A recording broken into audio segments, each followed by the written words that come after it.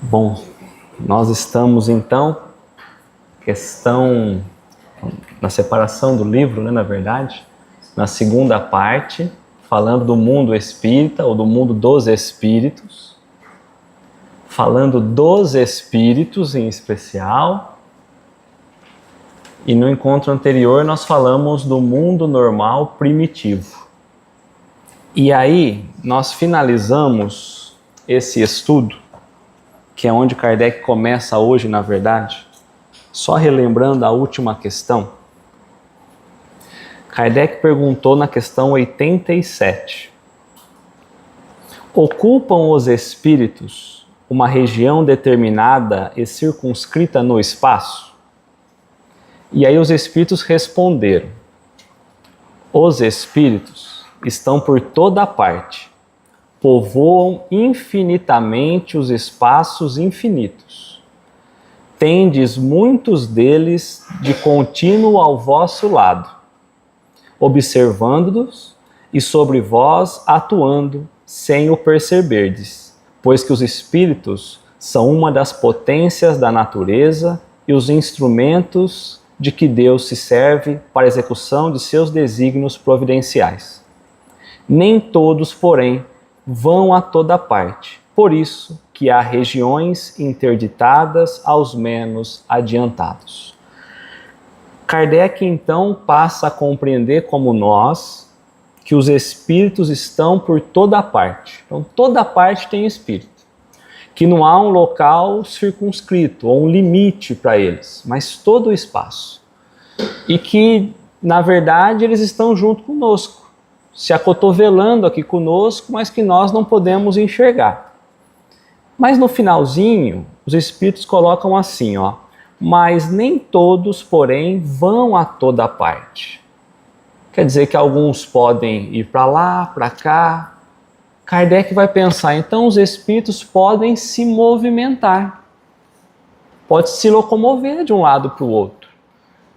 Porque naquele tempo, poderia-se pensar que os espíritos desencarnados no plano espiritual ficassem esperando ou o julgamento ou vivendo um sofrimento eterno.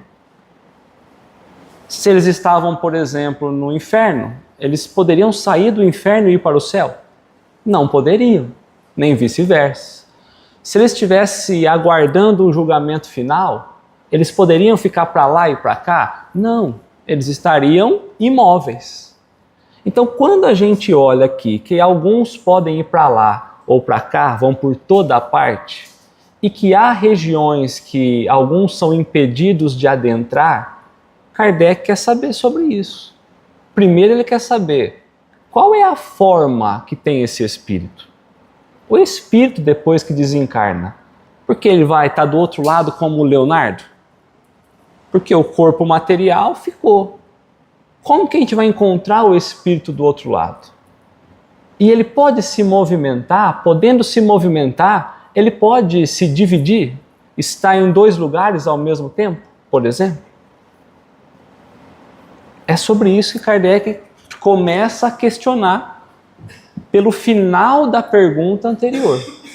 Então hoje nós vamos trabalhar forma e ubiquidade dos espíritos.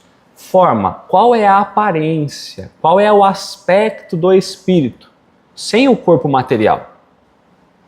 Será que tem uma forma específica? Será que tem aspectos específicos? Será que a gente consegue perceber isso? Ah, mas aí tem vezes que numa reunião mediúnica a gente consegue ver o espírito. Ou não só na reunião mediúnica especial.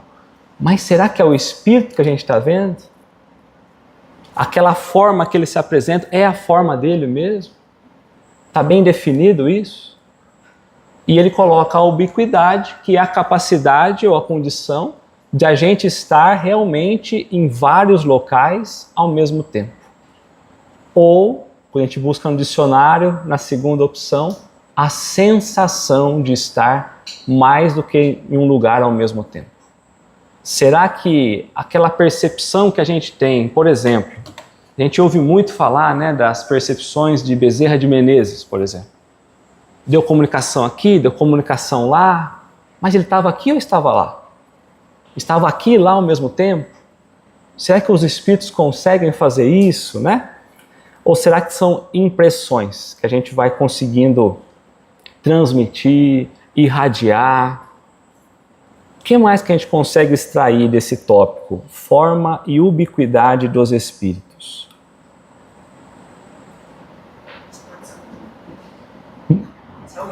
Se ao mesmo tempo, qual é a velocidade que eles se movimentam nessa forma que eles estão. Porque a gente tem que lembrar que os espíritos já falaram que eles são seres incorpóreos, não têm o corpo. E às vezes nós estamos pensando no espírito como um corpo. Se é sem o corpo, como ele se apresenta lá?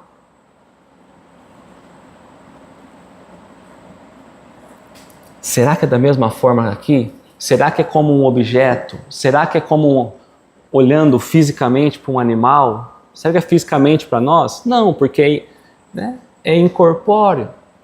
Então é de alguma forma diferente. Como será que é, né? Então vamos lá. Os espíritos, na questão 88, os espíritos têm forma determinada, limitada e constante. Então Kardec ele quer saber, ele começa pela forma. Nós estamos falando de forma e ubiquidade, Kardec quer saber a forma. Só que ele faz 3 questionamentos, se nós percebermos. Ele está falando, os espíritos, que são seres incorpóreos, nós vamos falar isso toda vez. Tem forma, tem aparência, tem estrutura, determinada, bem definida? Tem? Ou não tem? Mas é bem definida para nós? É bem específica para nós? Para nós. Tá certo aí, mas para nós. Esquece a teoria um pouquinho agora. A segunda pergunta, né? É limitada essa forma do espírito? É restrita? Tem um contorninho em volta dela, será? Ou até aqui o espírito vai até aqui. Porque se é uma chama ou uma luz, o que limita ele? Tem um limite? Porque o corpo material tem um limite, não tem? O corpo material é isso, né? Eu não posso ir crescendo, posso crescendo aqui, né? Mas crescendo em estrutura, não, né? E outra coisa, é constante, não muda nunca, sempre é da mesma forma esse espírito? Ele é imutável? Então vamos lá, ó. Tem forma determinada? É limitado e é constante? Ou será que ele é fluídico? Porque se ele é incorpóreo, não tem um corpo físico, será que ele é fluídico então?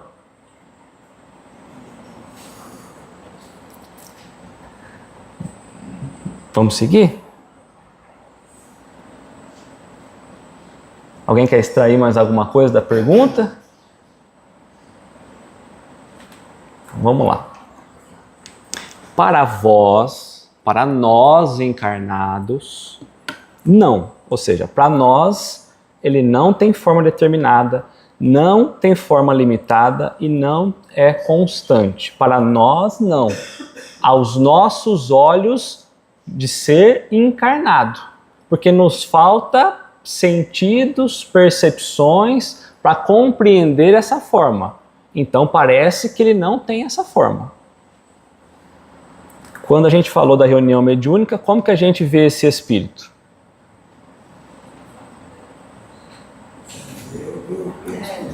Pelo perispírito, mas o perispírito é um corpinho fluídico, que é o corpo espiritual do espírito. Poderia ser o contorno do espírito. Então a gente está vendo o espírito ou o perispírito? Perispírito. Quando ele se apresenta como um homem, o espírito é homem ou quem está projetando isso, já que nós só estamos vendo o corpo espiritual, quem está projetando é o corpo espiritual? Até porque a gente vai ver depois que o espírito não tem sexo. Mas é só uma imaginação para a gente pensar, né? Então, quando ele aparece com cabelo longo, o espírito tem cabelo longo ou o corpo espiritual dele está projetando o cabelo longo? Então, quando a gente vê isso, nós estamos vendo o corpo espiritual projetando.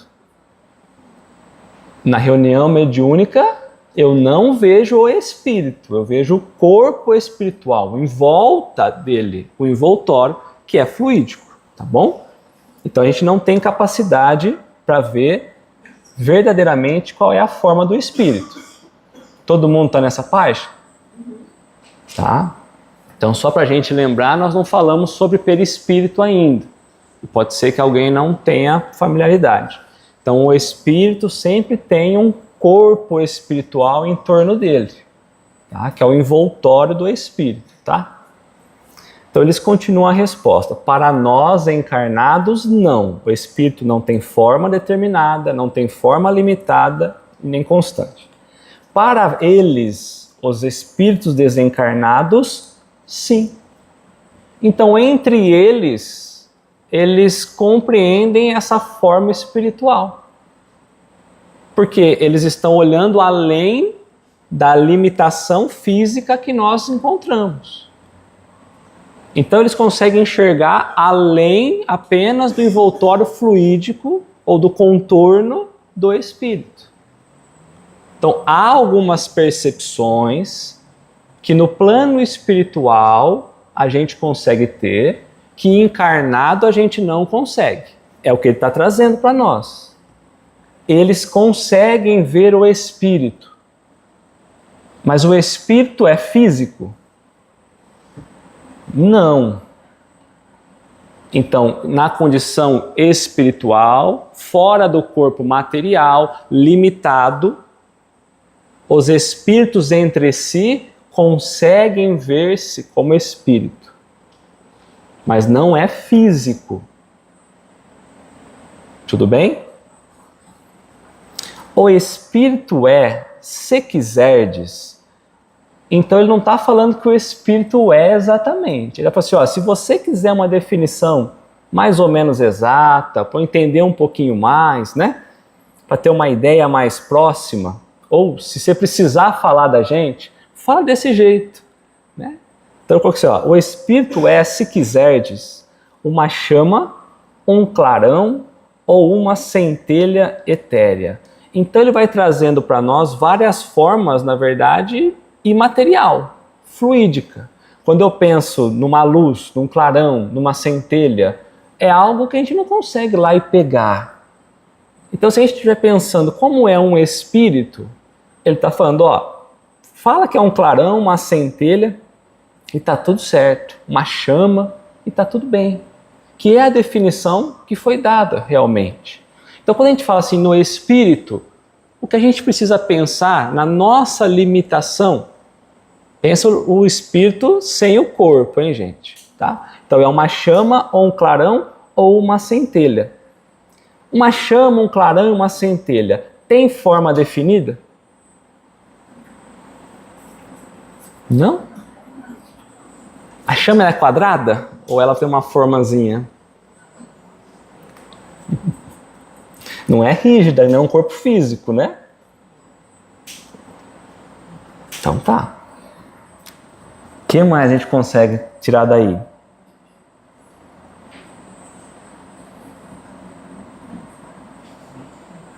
Tem tamanho, né? Tem tamanho? Ela fica maior, menor? Então tem espírito que pode ser maior, pode ser menor? Tem chama que clareia mais, tem chama que clareia menos? Tá. Então a gente não consegue ver. Vamos tentar trazer um exemplo para a gente só imaginar. A vela, a gente acende a vela e o que a gente vê em cima da vela? A chama. Todo mundo já viu uma chama da vela. Assoprei a vela. O que a gente está vendo? Mas todo mundo sabe que quando eu estiver numa condição desencarnada, ou melhor, aceso, essa é a forma. Então existe uma forma para a chama. A vela apagada, somos nós desencarnados. eu não consigo ver a chama do Espírito, ou seja, eu não consigo ver o Espírito. Mas quando eu entro no plano espiritual, liberto dos impedimentos materiais, eu vou conseguir ver essa chama como se a vela tivesse acesa. Como se a gente pensasse que a verdadeira vida é lá, então a gente retorna, a chama acende. Quando a gente apaga, então é isso que ele está trazendo para nós, para a gente tentar entender um pouco o que é o Espírito, tá bom? Tudo bem? Então eu trouxe lá para a gente, ó, a questão do livro dos médiuns, da ação dos espíritos sobre a matéria. Estamos falando de forma dos espíritos. A ideia que geralmente se faz dos espíritos torna à primeira vista incompreensível o fenômeno das manifestações. A maneira como a gente imagina o espírito, fica impossível a gente imaginar que existe a possibilidade de um fenômeno de se manifestar. Porque a gente pensa que o espírito é o quê? Nada. Porque a gente está olhando a matéria, o que não é matéria é nada. Quando eu penso numa chama, parece que não é nada. A luz parece que é nada. Como estas não podem dar-se senão exercendo o espírito ação sobre a matéria, os que julgam que a ideia de espírito implica a ausência completa de tudo, o que seja matéria, perguntam, com certa aparência de razão, como pode ele obrar materialmente, se o espírito nada tem de material? E se eu não tenho compreensão do que é espiritual e eu penso que ele é nada, como eu posso imaginar que ele consegue agir na matéria? Porque essa é a compreensão que muitas vezes a gente traz, de que o espírito não é nada. E na verdade o espírito é que é tudo. Nós vamos entender nessa decorrência. Como eu não sei a forma, como os espíritos já disseram, olha, para vocês não vão conseguir entender a forma dele. Precisa estar no plano espiritual, sem essa vestimenta grosseira, retomando alguns sentidos que vocês não têm, tá? Ora, aí o erro, pois que o espírito não é uma abstração, é um ser definido, limitado e circunscrito. Então, quando eu penso que ele não tem forma, ele é definido, ele é limitado e ele é circunscrito. O espírito. Tá? Então ele tem forma. É limitado essa forma. Tá? O espírito encarnado no corpo constitui a alma. Então, quando o espírito está encarnado, nós chamamos de alma. Quando o deixa, por ocasião da morte, não sai dele despido de todo o envoltório. Todos nos dizem, todos quem? Todos os espíritos. Quando Kardec ia fazer a entrevista, quando ia investigar, quando fazia, os estudos. Então todos os espíritos nos dizem que conservam a forma humana. E com efeito, quando nos aparecem, trazem as que lhes conhecemos. Então o espírito tem uma forma. Qual é a forma que o espírito tem? Todos os espíritos falaram isso. Não é alguém não falou, todos. A forma humana. Da última encarnação. Em outra oportunidade, nós vamos trazer que tem um texto que diz que a forma humana é a forma que Deus escolheu para os espíritos seguirem até a perfeição. Então, os espíritos têm a forma humana. Mas eu consigo ver? Não. Ah, mas então, de novo, aquilo que eu vejo na manifestação espiritual, que lá é o envoltório, é o corpo espiritual, não o espírito. A forma humana é a forma definida. Mas não é a forma aqui material. Não vamos pensar que humanidade é quem está na Terra só. Tá? É no reino nominal. Hão dito que o espírito é uma chama, uma centelha. Isto se deve entender com relação ao espírito propriamente dito, como princípio intelectual e moral. Então essa chama, essa centelha, representa o quê? O princípio moral, o princípio intelectual do espírito. Por isso que traz essa analogia à luz. Nós vamos entendendo aonde isso vai cair daqui a pouquinho, tá? A que se não poderia atribuir forma determinada. Mas qualquer que seja o grau em que se encontre, o espírito está sempre revestido de um envoltório ou perispírito, cuja natureza se eteriza à medida que ele se depura e eleva na hierarquia espiritual. Então nós vamos falar sobre perispírito daqui a pouquinho, não hoje, mas daqui uma ou 2 semanas. Então ele está falando assim, olha, não existe nenhum espírito que está sem o seu corpo espiritual. Não existe. Ou sem o perispírito. Tá? Então estão sempre revestidos de um envoltório. Ou, se a gente quiser chamar, de perispírito. A natureza se eteriza à medida que ele se depura e eleva na hierarquia espiritual. Então ele vai ficando mais etéreo. Quanto mais a gente evolui moralmente, que é o que ele colocou, o estado intelectual e moral, menos grosseiro esse perispírito vai ser. Se a gente pensar numa meleca, vamos pensar assim, naquela amoeba, né? Se ela é mais grosseira, mais grossa, para passar alguma coisa ali é mais difícil.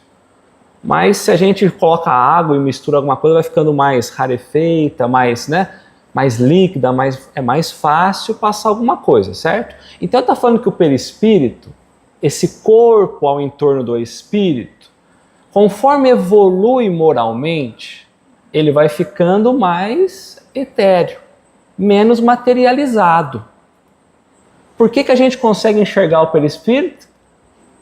Porque ele é um elemento material, bem mais sutil do que o corpo físico, mas é material. Lembra, ou é princípio espiritual ou princípio material, ele vem do princípio material. De sorte que para nós a ideia de forma é inseparável da de espírito e não concebemos uma sem a outra. Então, para nós vamos pensar que o espírito, quando eu olho o perispírito, é a mesma coisa, mas não é, porque eu não consigo separar, tá? O perispírito faz, portanto, parte integrante do espírito, como o corpo o faz para o homem. Então, o corpo, ele está para o homem como o perispírito está para o espírito. O que o corpo é para nós? Ferramenta para a gente poder atuar no plano material. O perispírito também é ferramenta para o espírito, para ele poder agir. Nós estamos falando de forma e nós vamos entrar em movimentação, então por isso que eu estou trazendo isso.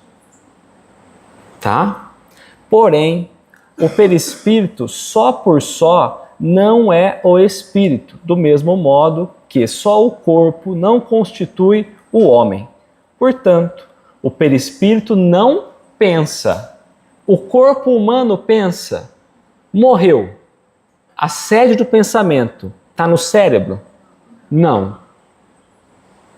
Aliás, a ciência é intrigada por isso, né? Porque a função, o pensamento, a função intelectual está além das questões biológicas, né?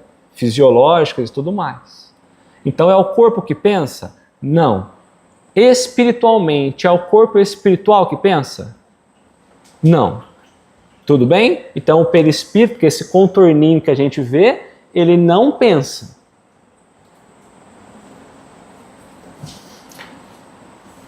Então ele é para o espírito que o corpo é para o homem, o agente ou instrumento de sua ação.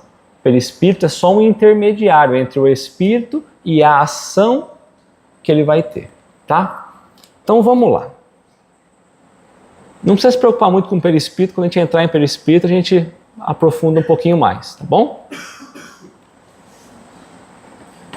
Então Kardec quer saber assim, ó, Como eles falaram de forma simbólica lá, que o homem é uma centelha, que o homem é uma chama, né? Então agora Kardec quer saber se essa chama tem cor. Porque já que eu não posso ver o espírito, será que eu consigo ver essa chama? Quando eu ver uma cor azul, é um espírito. Será que eu consigo ver uma sombra assim, aí eu vou saber que é o espírito? Tem cor o espírito, gente?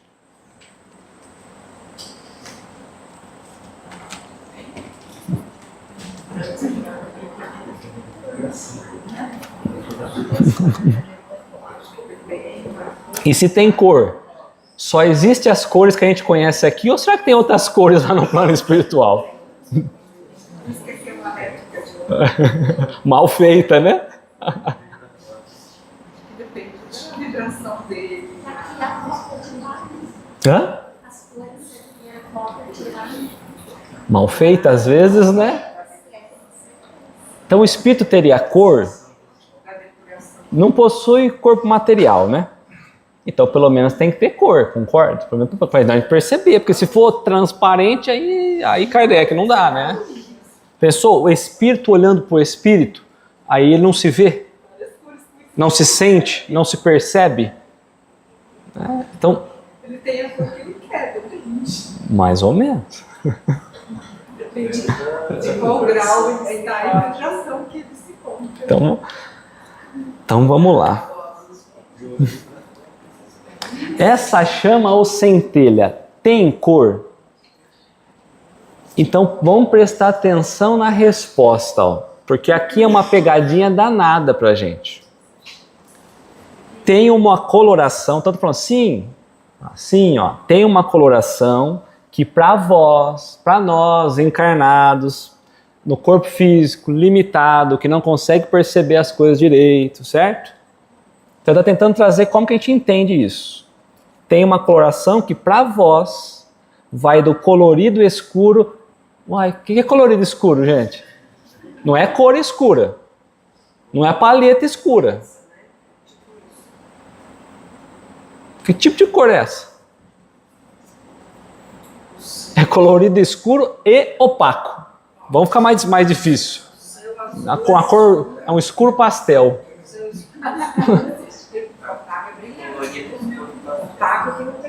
Não tem brilho.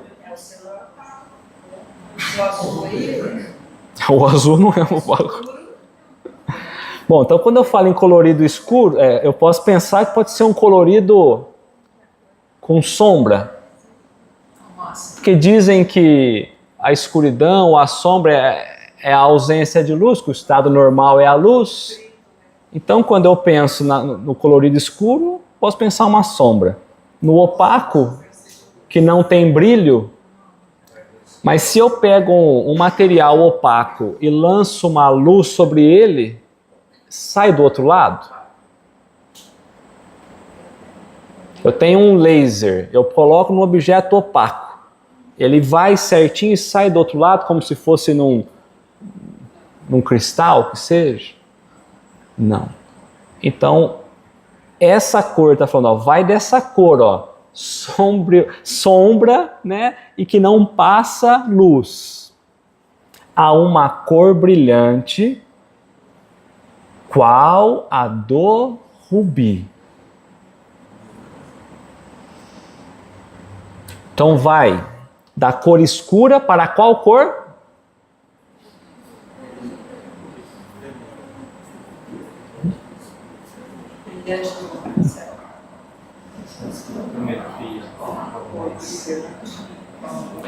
Uma cor brilhante, assemelhando-se ao brilho do rubi. Não falou a cor rubi. Aí a nossa imaginação já traz para a doutrina espírita que o suprassumo dos espíritos, a cor vermelho rubi. Quando você coloca luz no rubi, é diferente. Pega o rubi e... Rubi é uma das 4 pedras preciosas, não a mais, mas uma das 4 principais. E aí eu tive curiosidade de falar, bom, é uma pedra preciosa. Então ele está falando que a cor do espírito vai de algo sem brilho, sem luz. Há algo muito valioso, há muito precioso. Quem tem um rubi guardado em casa aqui? Então, olha como que é difícil. Então, chegar nessa condição desse brilho do Espírito, 1/5 do grama do rubi está $22 mil. Eu olhei hoje. Sem trabalhar, a pedra bruta. Mas ela é uma pedra altamente brilhosa. Está ali do lado do diamante, da safira. Então ele está trazendo que o Espírito, ele vem sem brilho nenhum a uma condição de brilho intenso. Por isso ele está comparando com o rubi. Tá? Então lá, do colorido escuro, a cor brilhante, qual a do rubi. Então uma comparação em relação ao brilho. Tá? Então quando a gente pensa nesse olhar entre uma pedra normal de cascalho e uma pedra de rubi, é lógico que a de rubi tem um valor muito maior. Qual é o valor que nós estamos falando quando eu trabalho a questão espiritual? Valor moral. A pureza. Uma pedra do cascalho não tem a pureza de um rubi. Então, quanto mais puro o espírito for, mais a cor dele se assemelha a esse brilho. Ele não falou a tonalidade da cor, falou a condição. Certo? Quando um espírito é muito elevado, a gente fala que é um espírito de luz. Por isso que Jesus falava o que pra gente? Brilha a vossa luz. Sai do cascalho, vamos pro rubi, gente. Né? Certo? Então é como se a gente tivesse uma lanterninha, sei lá, que pode acender todas as cores que a gente quiser. Não precisa ser vermelha, nada disso, não precisa ser a cor do rubi. E ela está com muita bateria. Aí quando a gente acende, ela clareia tudo. Ou quando a gente está meio sem bateria, né? A gente está lá com a luzinha fraca, a lente riscada, não consegue nem 1 metro à frente. Então é dessa forma que os espíritos se reconhecem. Você chega no plano espiritual e fala, a luzinha do Leonardo lá. Tanto que quando a gente vai no livro Voltei, Frederico Figner, né? Que era um dos que ajudaram na construção do parque gráfico da FEB, e há muito tempo ele, né, trabalhou, dedicou a vida dele inteira à doutrina, né? Era o dono da Odeon, fazia aqueles discos de vinil, e ele doou muito dinheiro para a doutrina, no início da doutrina. Quando ele desencarna, os obsessores dele lá, que ele trabalhava nas reuniões mediúnicas, vai olhar e falar, mas esse aí, aquele lá que conversava com a gente, essa luzinha? E quem vai receber ele é Bezerra de Menezes, né? E aí ele fala, mas eu fiz tanto, doei, fiz caridade, fiz isso, né? E aí Bezerra de Menezes fala para ele, mas o que você construiu dentro do coração? Porque a chama, essa luzinha estava tão fraca, né? Esse é o aspecto moral. Então, dentro de nós, o que a gente está construindo? Então a gente desencarna e os espíritos conseguem perceber a gente nessa luzinha, essa lanterninha fraca, com a lente riscada, às vezes com a pilha invertida, né? Nem acende, né? Certo? Então Kardec traz um comentário para nós, ó. Representam-se de ordinário os gênios com uma chama ou estrela na fronte. Já perceberam que quando traz os guias, né, que ajudaram a humanidade, espíritos que se colocam como superiores, geralmente eles trazem como uma pedra na testa, uma luz na testa. Não sei se vocês já viram isso. Em outras religiões tem muito isso, santo, isso. Sempre na região da cabeça, né? Então, é o Kardec está trazendo, ó. Representam-se de ordinário os gênios com uma chama ou estrela na fronte. É uma alegoria, ou seja, uma forma simbólica que lembra a natureza essencial dos espíritos. Qual que é a natureza essencial? A pureza que eles trazem. O quanto de luz que eles têm. Colocam-na no alto da cabeça, porque aí está a sede da inteligência ou do pensamento. Aonde nós estamos indo? Eu vou falar no pensamento. Eu estou falando de forma, foi no pensamento. Quer dizer que quando a gente pensa nesse estado moral, o pensamento nosso representa um pensamento puro. É a nossa mente pura. Por isso que é a mente sã, não é? A paz de consciência. Por isso fica nessa região desenhada, é um simbolismo. Porque é justamente na condição do pensamento puro que moralmente a gente vai se construir. Nós vamos entender o porquê.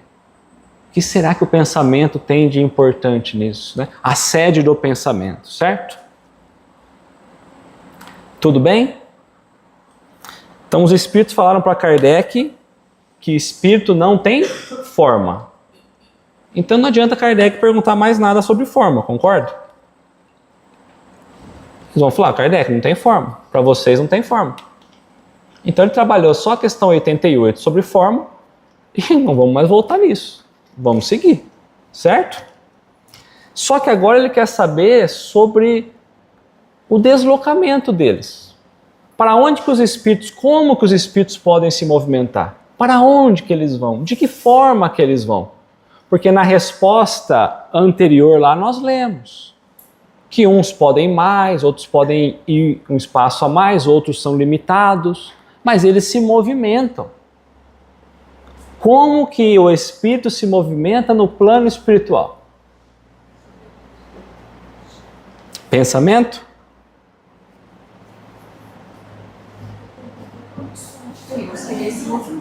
Então nós falamos até agora aqui que nós somos envolvidos, só para a gente lembrar, num corpo espiritual, um perispírito, né? Que está em volta do nosso corpo aí. E que a sede desse brilho moral está justamente na questão do pensamento, na região da cabeça. Então, parece que tem espírito que consegue acessar locais que outros não conseguem. Será que algum espírito se movimenta mais rápido do que o outro? Quais seriam os fatores que influenciam isso?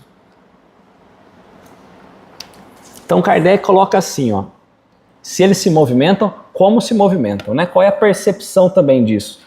Os espíritos, que são seres incorpóreos, vamos lembrar, porque a gente vai pensar em movimentar, aqui a gente se movimenta com o corpo, muda tudo, né? Muda tudo. Os espíritos gastam algum tempo para percorrer o espaço. O gastar um tempo, quer dizer, eles precisam de algum tempo para se movimentar ou é instantâneo?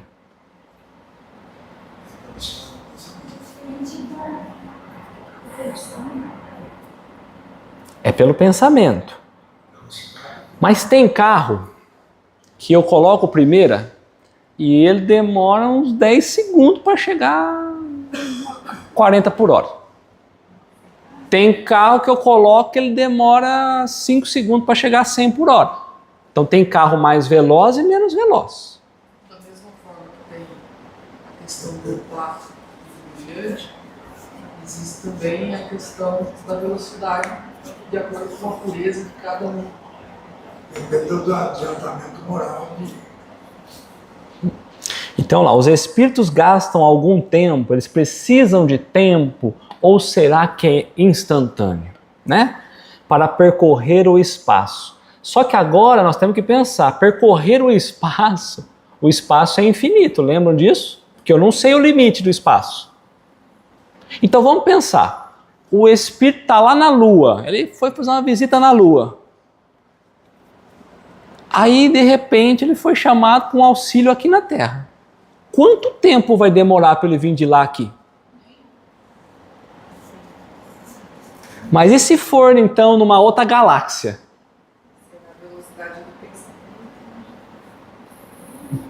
Mas a velocidade do pensamento é mais rápida que a velocidade da luz?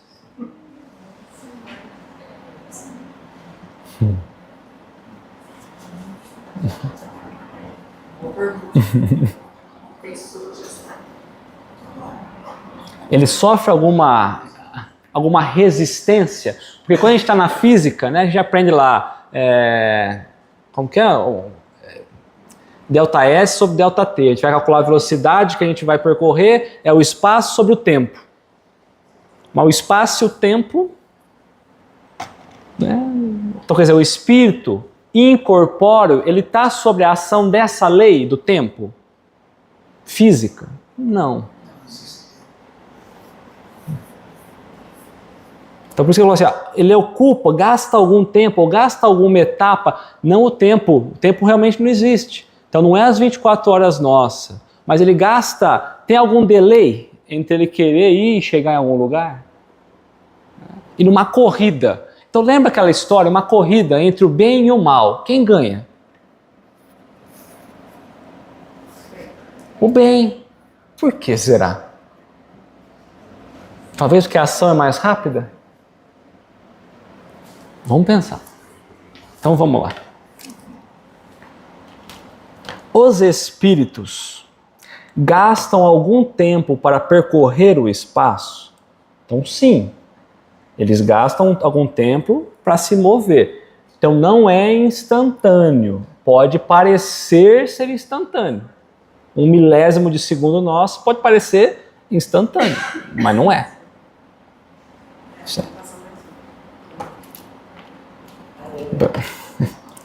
Então sim, né, os espíritos gastam algum tempo para percorrer o espaço, mas fazem-no com a rapidez do pensamento. Então aqui tem uma dúvida. Mas fazem-no com a rapidez do pensamento. Como o pensamento ou dependendo do pensamento? Porque eu posso fazer uma comparação, o pensamento é muito rápido. Então lá eles também se movimentam como a Ferrari aqui da Terra, ou o pensamento. Então eu estou falando assim, fazem com a rapidez do pensamento, a mesma velocidade que se pensa, ou será que o pensamento tem alguma coisa a ver com isso? Eles se movimentam, mas fazem-no com a rapidez do pensamento. Então, eu me movimento lá, eu me movimento como espírito, tão rápido como uma Ferrari, ou eu só movimento rápido porque eu estou dentro da Ferrari? Eu tenho a mesma velocidade do pensamento, ou eu só tenho velocidade porque eu tenho pensamento?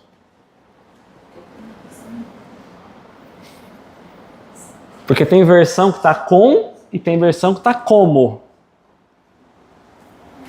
A da FEB todas vai ser com.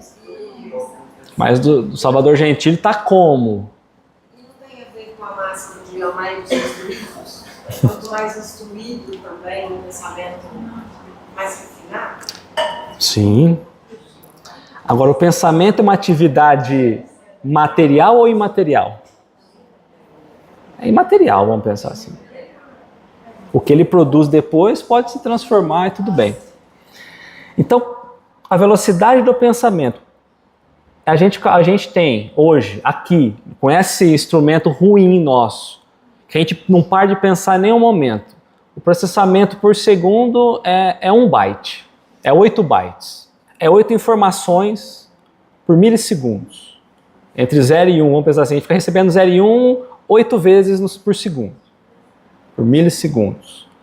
Mas fora do corpo material deve ser algo muito veloz. Se eu for pensar 8 bytes, já seria considerável.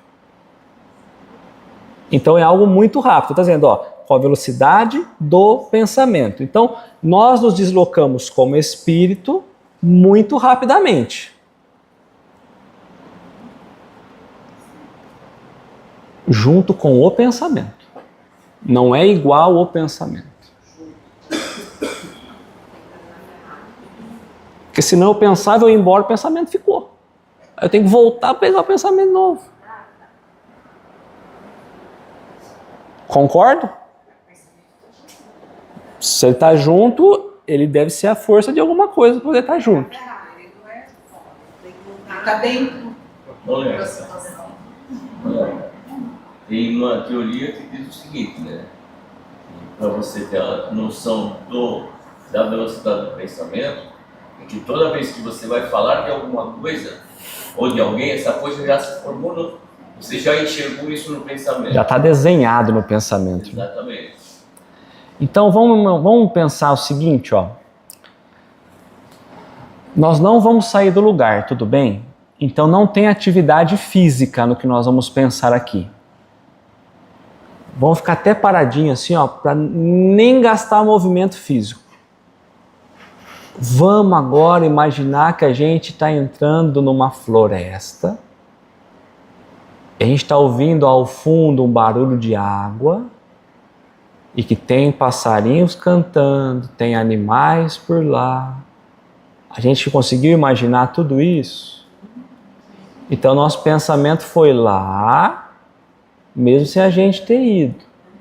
Ou a gente construiu, ou a gente buscou alguma experiência que nós já tivemos.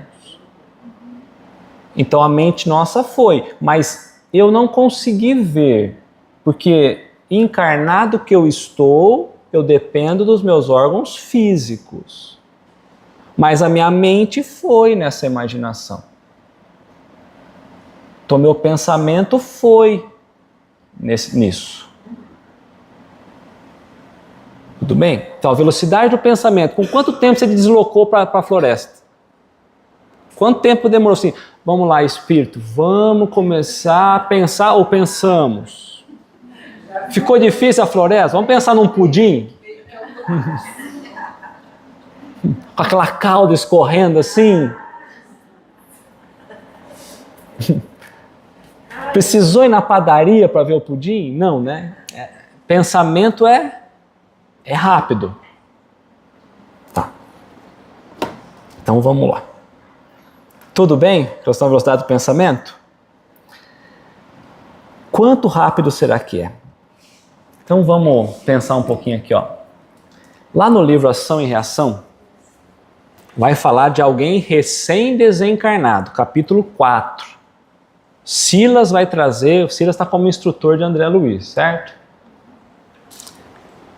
O slide está na segunda parte, o que eu quero que vocês pensem comigo depois.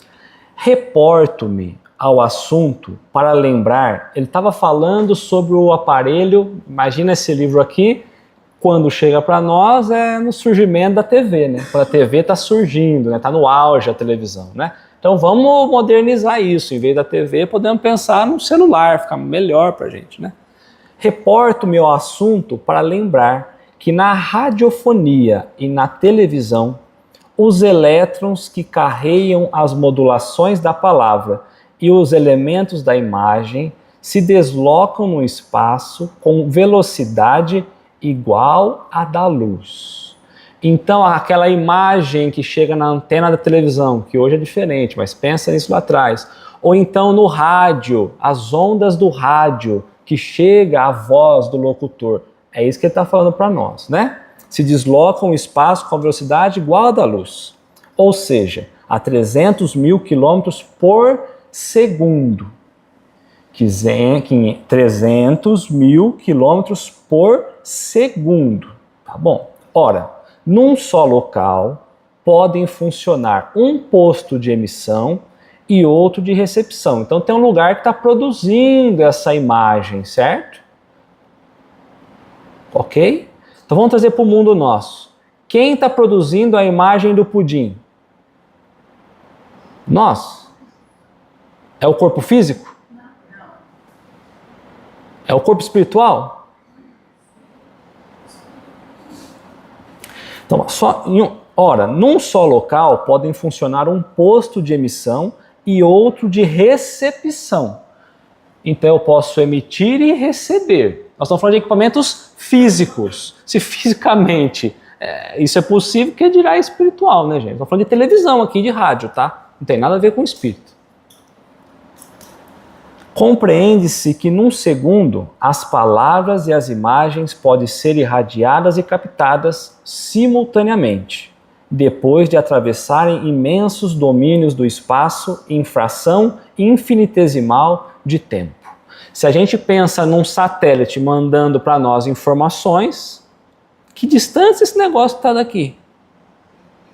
Então a gente está falando de televisão, estamos falando de rádio, AM, FM, então podemos ampliar agora isso. Tá.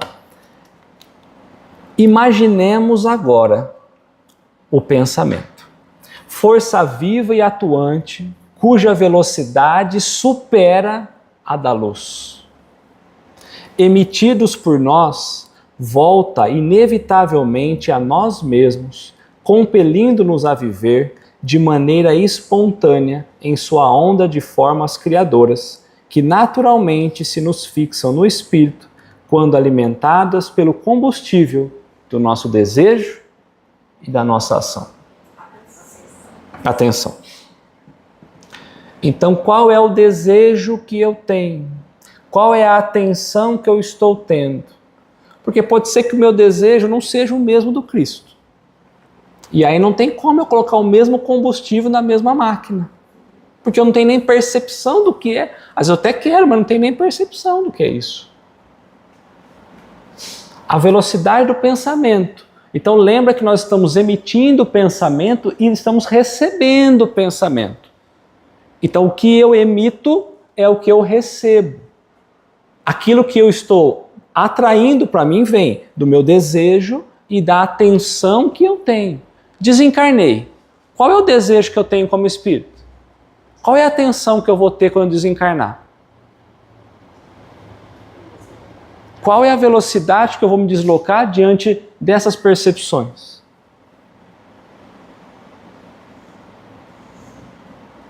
Será que eu vou caminhar olhando as coisinhas? Não, não vou muito rápido, não, porque eu quero curtir a viagem, eu quero ver o que eu vou encontrar. Eu quero encontrar um Silas, vou conversar com o Silas. Às vezes eu tenho que ir ali, mas eu vou... Então qual é a minha atenção? Pensamento. O pensamento está alinhado ao nosso desejo.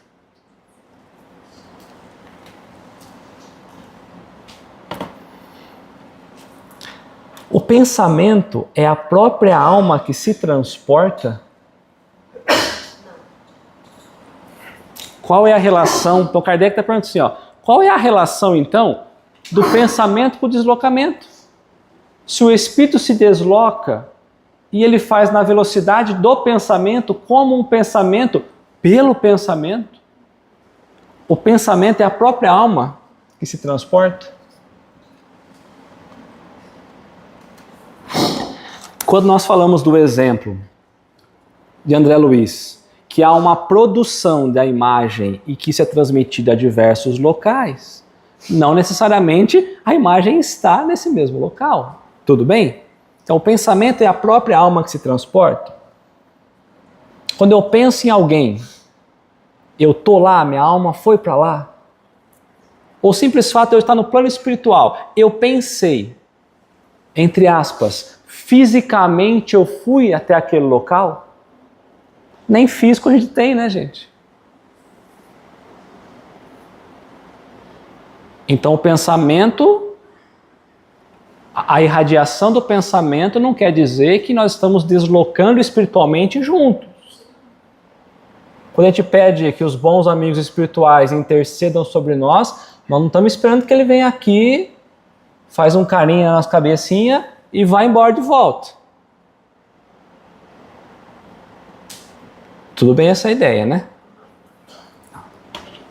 Então quer dizer que quando eu penso no pensamento e no movimento, eles são processos separados. Embora um esteja ligado ao outro. Mas o pensar é uma coisa e o movimentar é outra coisa.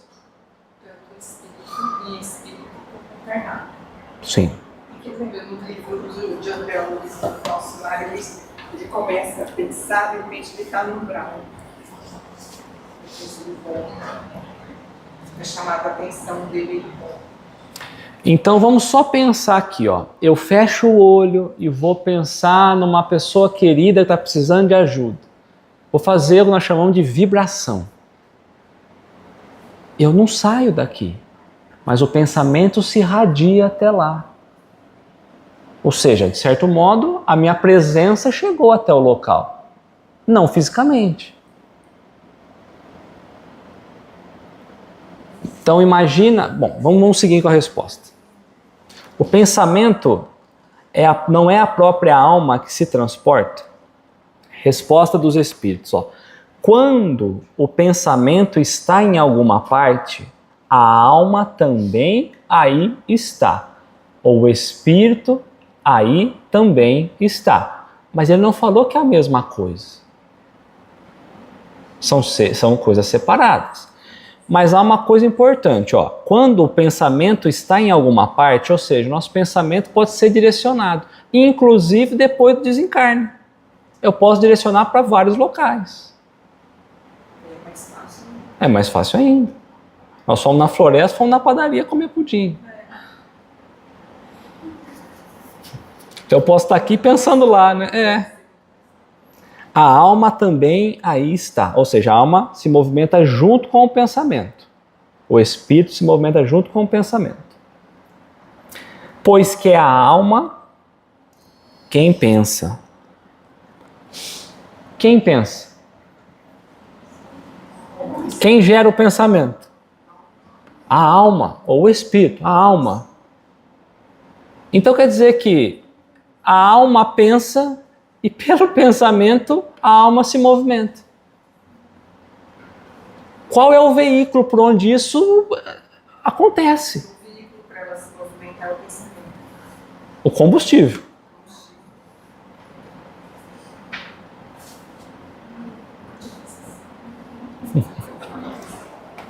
Então ele está falando assim, ó, de certa forma, nós podemos até pensar que o pensamento e a alma vão caminhar junto, né? Certo? Vamos lá. O pensamento é um atributo do espírito. É uma função, é uma qualidade, faz parte do espírito, mas não é o espírito. É um pedacinho do espírito, mas não é o espírito inteiro.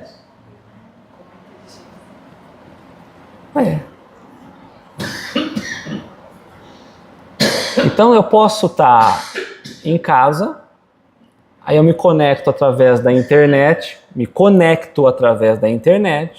conectar é desejar, tá lá, bom, me conecto, eu crio uma ligação e vou assistir um concerto, por exemplo, em outro país.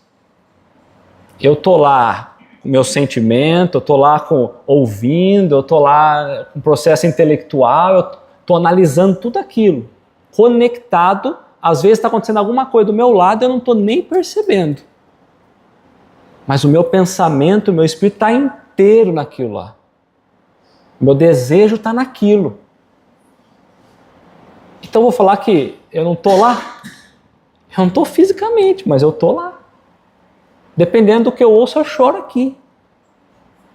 Quer dizer que consegue transmitir sensação. Não é só porque a gente ouviu a voz, porque falou uma coisa bonita. É porque aquilo tocou, conectou. Teve uma conexão.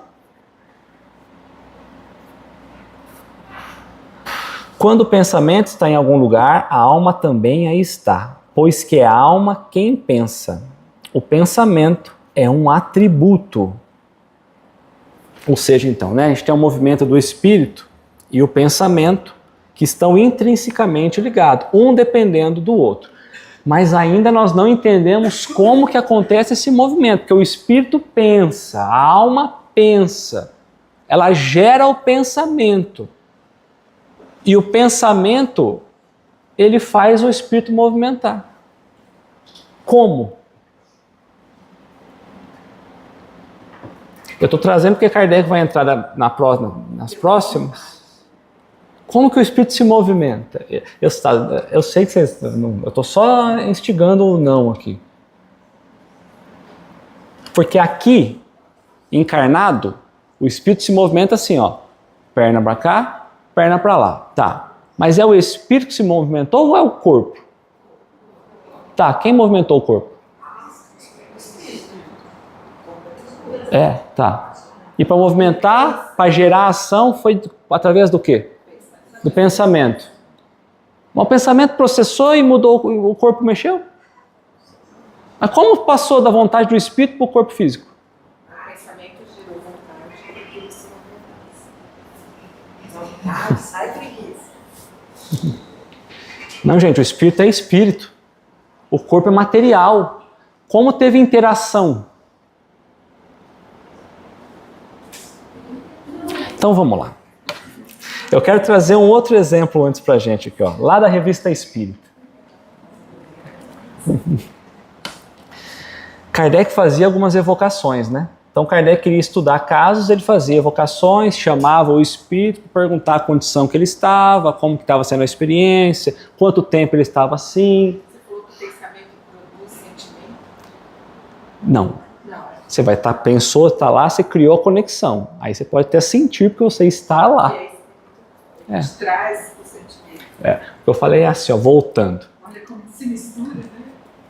Então assim, nós estamos agora no corpo físico. Para eu movimentar, quem deu o comando ou a vontade foi o espírito. O corpo físico é só um instrumento para o espírito poder se manifestar. A manifestação do Leonardo aqui está sendo o andar. Então o espírito está querendo que o Leonardo ande. Para que isso aconteça, ele tem que ter a força do pensamento. Mas pensar não é um processo material, é do espírito. Aí não vai usar o cérebro embaixo para poder fazer essa coisa. Mas aí, se o corpo... Tá bom, então o cérebro produz para andar. Aí eu tô com o espírito, Leonardo material e Leonardo espírito. Aí o espírito falou assim, vamos movimentar, Leonardo. Aí o corpo físico vai e o espírito ficou. Então vamos voltar. Como que o pensamento age? Entre o corpo e o espírito.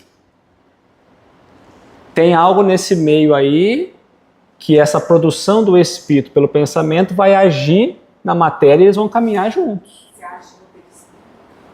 O perispírito. Mas antes, vamos lá então, ó. Então Kardec fazia a evocação e esse espírito desencarnou com 13 anos e é um espírito de um conhecimento mais elevado, né? Então, a senhorita Clary, não sei como pronuncia, né?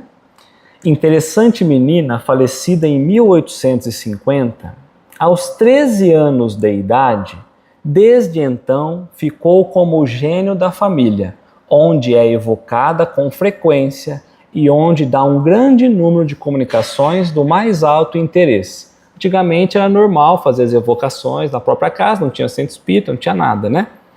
A conversa que damos a seguir ocorreu entre nós a 12 de janeiro de 1857, 7 anos só depois que ela desencarnou, por intermédio do seu irmão que era médium. Então Kardec perguntou, você tem lembrança precisa da sua existência corporal, da sua última experiência? Ela responde, o espírito vê o presente, o passado, vê como? Processo mental, né, gente? Não é ver olho físico, né? Pelo espírito. E um pouco do futuro, conforme sua perfeição e a sua proximidade com Deus. Esse um pouquinho do futuro, vamos entender. Eu que estou aqui em cima, eu sei e posso falar para vocês que com certeza vocês aqui da frente vão levantar e nada vai atrapalhar vocês chegar até a porta. Porque eu estou aonde? Um pouquinho mais elevado, vendo um pouquinho mais do caminho. E depois da porta? Bom, aí eu já não sei. Então, os espíritos que têm menos evolução, eles conseguem ver um pouquinho menos distante. Não é a revelação do futuro, é diferente. Tá? Quem está numa montanha, vê lá embaixo, consegue ver o perigo mais longe que quem está no buraquinho lá, bom? Esta condição de perfeição Kardec está perguntando, é relativa apenas ao futuro ou se refere igualmente ao presente e ao passado?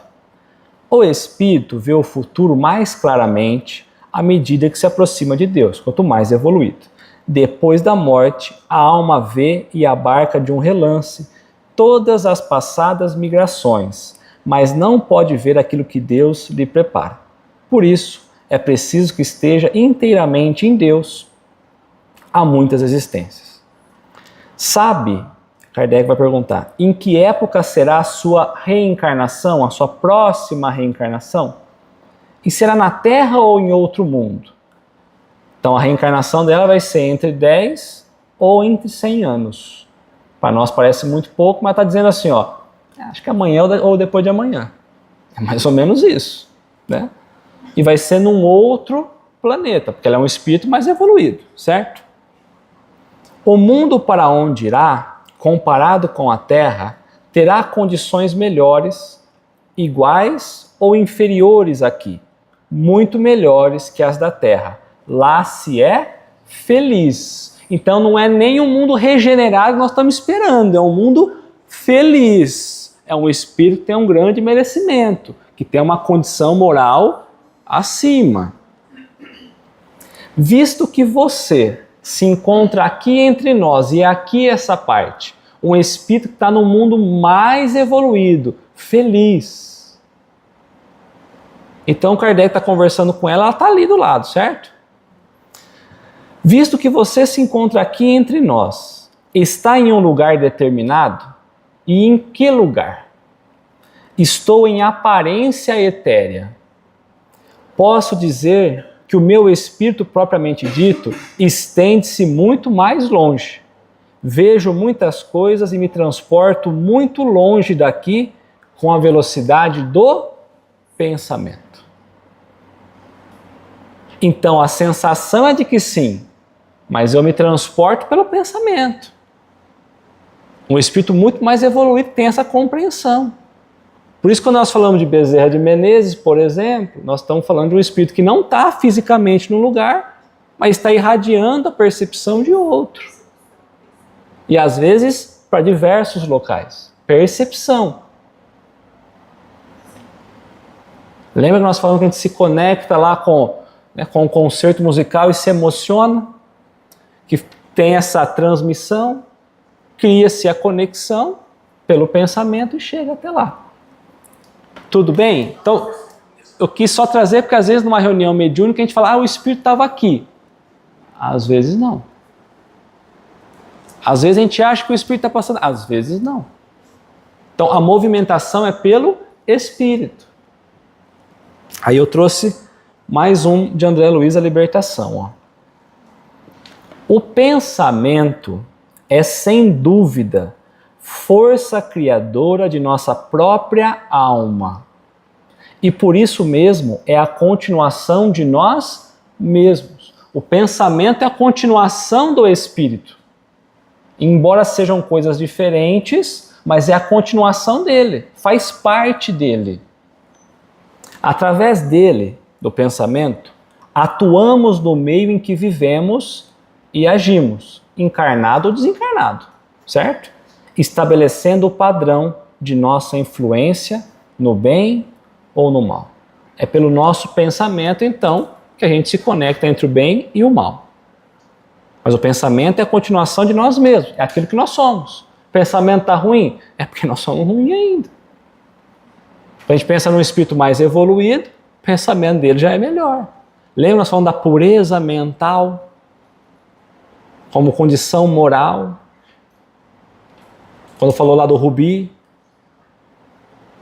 poder refletir essa luz, ser um espírito de luz, dá condição de um pensamento melhor, e nós vamos ver mais para frente que a velocidade que nós nos deslocamos no plano espiritual está totalmente alinhada com a nossa questão evolutiva. Totalmente. Porque se não há barreiras físicas, há outros tipos de barreiras que impedem a gente de se movimentar, entre aspas, instantaneamente. Certo? Então, lá na Gênese, até que meu apagou. Lá na Gênese, no caráter da revelação espírita, ó, o espiritismo experimental estudou, então Kardec, nas experiências práticas, né, estudou as propriedades dos fluidos espirituais e a ação deles sobre a matéria. Como os fluidos agem sobre a matéria. Demonstrou a existência do perispírito. Então descobriu que há um corpo espiritual aí, que é fluídico, fluido, certo? Demonstrou a existência do perispírito, suspeitado desde a antiguidade e designado por São Paulo, ou Paulo de Tarso, né, sob o nome de corpo espiritual. Isso é, corpo fluídico da alma ou do espírito, depois da destruição do corpo tangível. Então, Paulo de Tarso já falava nesse corpo espiritual que se mantia mesmo depois da destruição do corpo físico. Então a gente desencarna e esse bendito corpo espiritual continua. Não acaba. Sabe-se hoje que esse envoltório é inseparável da alma. Forma um dos elementos constitutivos do ser humano, ou seja, é um elemento que compõe o ser humano. É o veículo da transmissão do pensamento. Então, como que o espírito processa o pensamento e o pensamento precisa agir, precisa chegar aonde ele quer. Acontece por esse campo ou por esse corpo fluídico que está em torno do espírito ou em torno de nós mesmos. Então, o movimentar do espírito vai depender da condição do perispírito,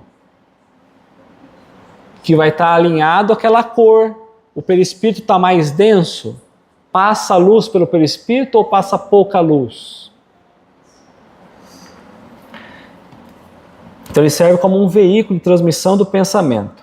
E durante a vida do corpo, então ele falou, até aqui, encarnado, desencarnado é igual. E durante a vida do corpo, serve de laço entre o espírito e a matéria. É esse corpo espiritual que mantém preso ali, é um laço, o espírito junto com o corpo material. Por isso que a gente pensa, o corpo vai e o espírito vai junto. Porque o perispírito está amarradinho, certo? As propriedades do fluido perispiritual dão-nos disso uma ideia. Ele não é de si mesmo inteligente. Então, o fluido perispiritual, o perispírito é inteligente? Não, né? Pois que ele é matéria. Então, o perispírito, ele é do material, vem do princípio material, fluido cósmico universal, que nós estudamos lá atrás. Ele não é de si mesmo inteligente, pois que é matéria, mas serve de veículo ao pensamento, às sensações e percepções do espírito. Este fluido não é o pensamento do espírito, é, porém, o agente e o intermediário desse pensamento. Então, todas as sensações, a movimentação, vem através do perispírito, desse fluido perispiritual. Sendo quem o transmite, fica, de certo modo, impregnado do pensamento transmitido. Então, como é esse fluido que leva ao pensamento, ele fica todo envolvido no pensamento produzido. Se a gente entra num barro, quando a gente sai do barro, estão todos nós impregnados disso. Como ele está junto, o pensamento está junto, está aqui, ó, espírito, pensamento acontecendo, o perispírito, o corpo físico. Então, quando eu olho, eu acho que é o perispírito que tem inteligência. Porque ele está misturado, tudo misturado. Na impossibilidade em que nos achamos de o isolar, a nós mesmos nos parece que ele, o pensamento, faz coro com o fluido, que com este se confunde, como sucede com o som e o ar, de maneira que podemos, bem dizer, materializá-lo. Então a gente escuta um som, a gente não fala assim, olha, o que está trazendo para nós o som é o ar. Fala, é o som. Então a gente acha que é o som, como a gente vê o perispírito se movimentando e acha que é ele que é a sede do pensamento. Não é.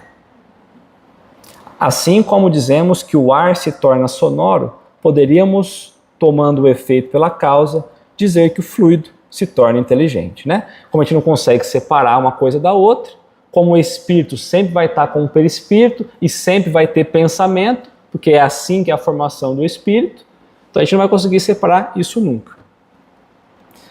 Confuso, né? Esclarecedor. Então, aí lá no Evangelho, Kardec vai trazer pra gente bonitinho, trazendo uma coisa que a gente conhece, que é a prece.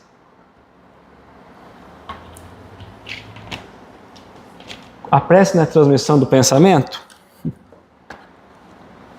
A gente fala assim, vamos pensar em Jesus, a gente vai levar nosso pensamento a Jesus, aí vai e volta. A gente recebe isso também, criou conexão e volta. Às vezes a gente se conecta a pessoas, né? Então, por isso que a gente fala assim, olha, para de ficar pensando muito naquela pessoa ou naquilo, porque você está buscando e trazendo essa energia para você o tempo todo, né? O tempo todo, tá? Por isso que a energia não mexe. Uhum. Exatamente. Então, olha lá o que Kardec coloca, ó, lá no capítulo 27, Pedi e obtereis, ação da prece e transmissão do pensamento.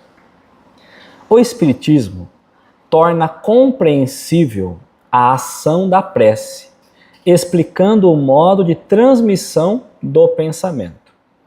Quer no caso em que o ser